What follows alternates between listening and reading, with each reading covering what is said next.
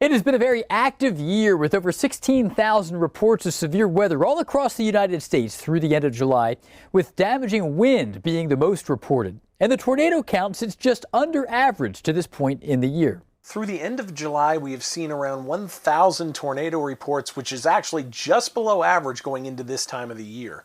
Nearly half of the reported tornadoes came earlier this year during a record-setting stretch. March and April were well above average. We're talking nearly double the numbers we typically see during those 2 months. And March alone accounted for nearly 300 tornado reports. That's nearly 4 times the number we would see during that month.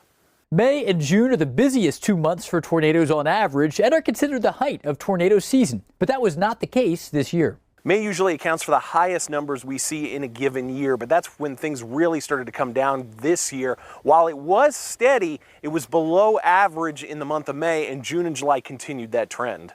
Areas like the upper Midwest and the Southeast have seen most of the tornadoes, but the traditional Tornado Alley was once again well below average. What was once considered Tornado Alley in the Central Plains has seen record low numbers of tornadoes over the last several years, and those numbers have shifted into areas like the Southeast and upper Midwest, bringing those higher tornado counts much earlier in the year when they would typically see their severe weather season.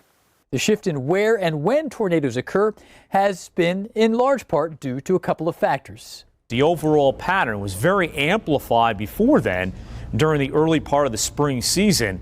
And as we rolled into that time period, things changed over the northern Pacific, which made it less amplified across the Rockies and also the Central Plains states. So the storms didn't have the significant upper level support to produce more tornadic activity. For AccuWeather with Tony Laubach, I'm Jeff Cornish.